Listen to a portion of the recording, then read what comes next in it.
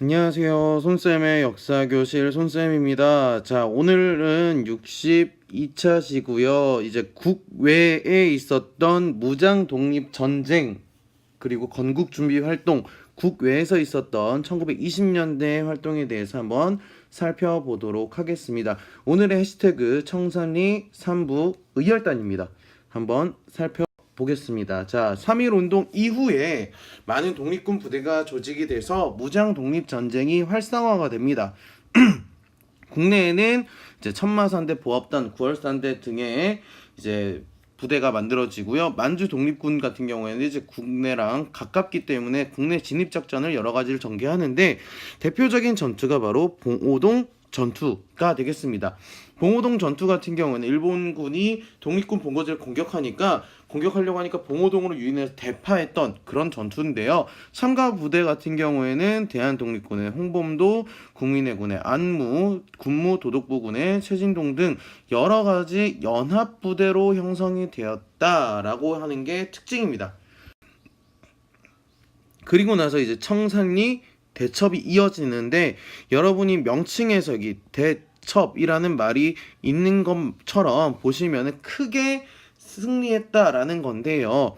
그 기존에 있던 대종교회 단체였던 우리 1910년대 봤던 중광단이 북로 군정서로 발전을 하게 됩니다. 그러면서 사관, 양성소 등을 이제 설치를 하게 되는데요. 그러면서 독립군 토벌을 위해서 일본군이 그 봉오동 전투 지고 나니까 굉장히 많이 화가 나잖아요. 그래서 일본군 입장에서 대규모의 만주로 출병을 합니다. 그래서 독립군을 포위하고자 해요. 그래서 6일간의 여러 가지 청산리 근처에 있는 여러 곳에서 전투를 하는데 일본군을 완전 대파를 합니다. 여기뿐만 아니라 여기도 첨가부대는 북로군정서나 여러 연합부대들이 다 같이 하는 그런 큰 독립전쟁사 최대 규모의 승리를 거둔 게 바로 이 청산리 대첩입니다. 자, 지도를 한번 보면은요, 그 지도 보시면 여기에 있었던 게 처음에 이제 봉오동 전투에서 시작을 했는데, 그러다가 일본군이 이렇게도 오고 저렇게도 오고 이렇게도 오려고 하니 청산리 근처에서 이 청산리에서 이제 청산리 대첩을 성공을 시키게 되는 거죠. 무장 독립군 요 주변이 이제 만주 지역을 이야기하는데 이 만주 지역에서 요 점점점 요런 동네에서 독립군 그 이 봉오동 전투와 청산리 대첩이 일어났다 정도만 여러분들이 기억을 하고 있으면 좋겠습니다. 자, 그러다 보니까 일본군이 너무 화가 나잖아요. 그래서 일본군이 패전에 대한 보복으로 간도에 있는 우리 동포들을 무차별 학살합니다. 그 독립군뿐만 아니라 뭐 일반 민간인, 뭐 어린아이, 뭐 할 거 없이 간도에서 큰 참변이 일어나게 되는 거죠. 그러면서 이제 대한 독립군단이 조직되면서 이제 만주에서는 독립군 활동이 힘드니 시베리아로 이동하자라고 했는데 그 시베리아 러시아 땅에서 또다시 참변을 겪어맙니다.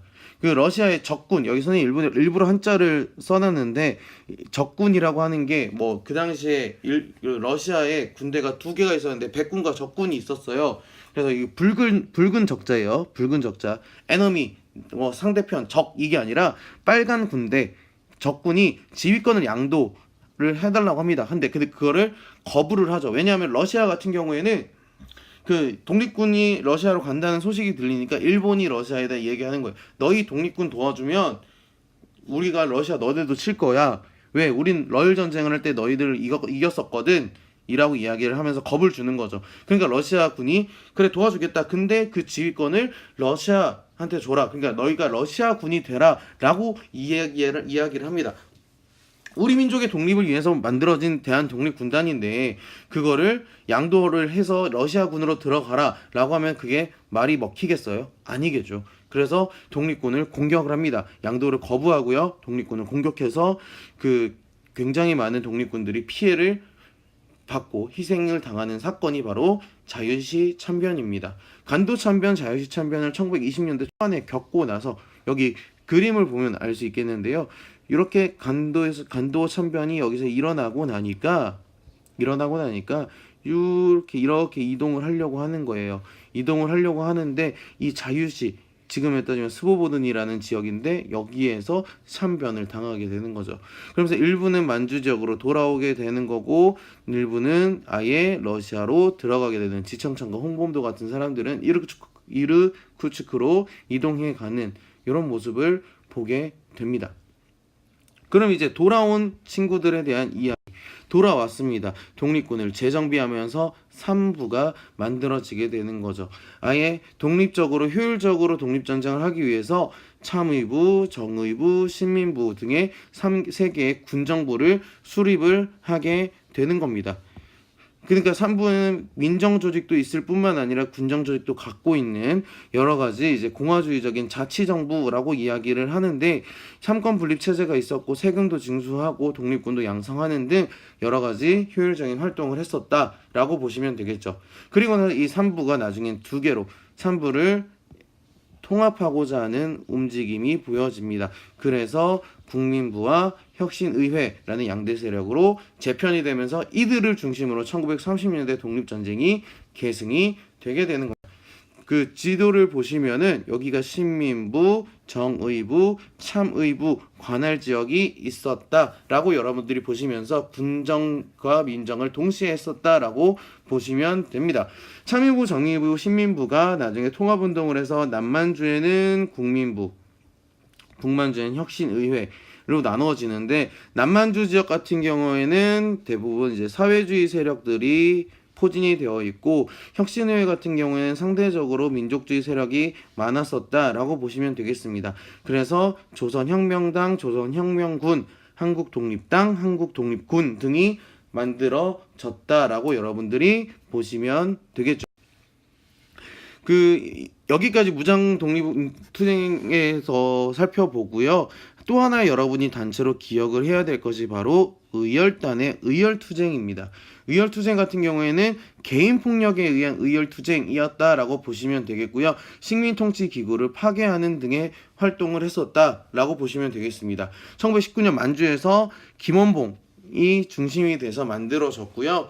이 의열단의 행동 강령이었던 조선혁명선언을 여러분들이 기억을 해주시면 좋겠어요. 대표적인 인물이 여기 신채호가 썼다고 얘기했는데 지난 시간에 우리 신채호 민족주의 사학 공부하면서 우리 봤었습니다. 아와 비아의 투쟁이라고 주장했던 신채호 여러분 기억해 주시고요. 민중의 직접 혁명을 주장을 합니다. 직접 혁명을 주장을 하고요. 그래서 뭐 나석주라든지 뭐 김익상 같은 사람들이 의열단 활동을 하는데 노선이 변화해요. 내가 아무리 많이 기구를 부셔도 안 되겠다. 조직적으로 바꾸자라고 해서 황포군관학교라는 학교에 들어가요. 이게 무장투쟁 노선으로 중국의 이제 사관학교인데요. 황포 군관 학교에 입학을 합니다. 그래서 거기에서 군인들 교육을 받게 되고요. 그리고 1930년대 민족통일전선운동에 참여해서 민족혁명당 결성을 주도했었다라는 것만 여러분들이 기억을 해주시면 좋겠습니다. 조선혁명선언을 다시 한번 살펴보면 강도 일본을 쫓아내려면 오직 혁명으로만 가능하며 혁명이 아니고는 강도 일본을 쫓아낼 방법이 없는 바이다. 민중은 우리 혁명의 대본영이다. 폭력은 우리 혁명의 유일한 무기이다. 우리 민중 속으로 가서 민중과 손을 맞잡아 끊임없는 폭력, 암살, 파괴, 폭동으로써 강도 일본의 통치를 타도하고 우리 생활에 불합리한 일체의 제도를 개조하여 인류로서 인류를 압박하지 못하며 사회로서 사회를 박탈하지 못하는 이상적 조선을 건설할지니라 라고 이야기하면서 개별 폭력투쟁을 독립의 매개로 삼았다라고 여러분들이 보시면 되겠습니다. 다시 한 번 더 오늘 배운 내용을 정리를 해보면 20년대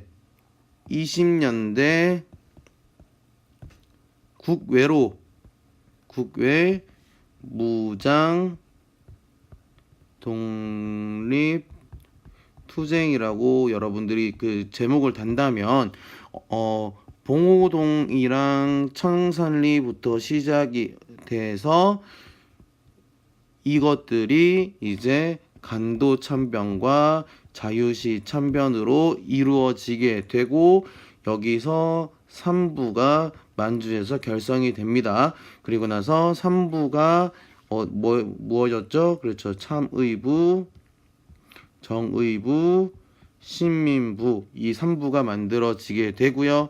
이 3부를 바탕으로 나중에 통합해서 국민부와 혁신의회로 나누어지게 되었다라는 게 1920년대 국외 무장 독립 투쟁이라고 보실 수 있고요. 그리고 나서 20년대 또 하나의 단체가 있었던 것이 바로 의열단이었다. 여러분들이 정리해 주시면 되겠습니다. 요 순서와 그리고 의열단의 활동들 여러분들이 각각 나누어서 기억했으면 좋겠습니다. 그럼 20년대를 봤으니까 다음 시간에는 당연히 30년대에 대해서 봐야겠죠? 30년대 국외 무장투쟁에 대해서 다음 시간에 한번 이야기 나눠보도록 하겠습니다. 고생 많았습니다.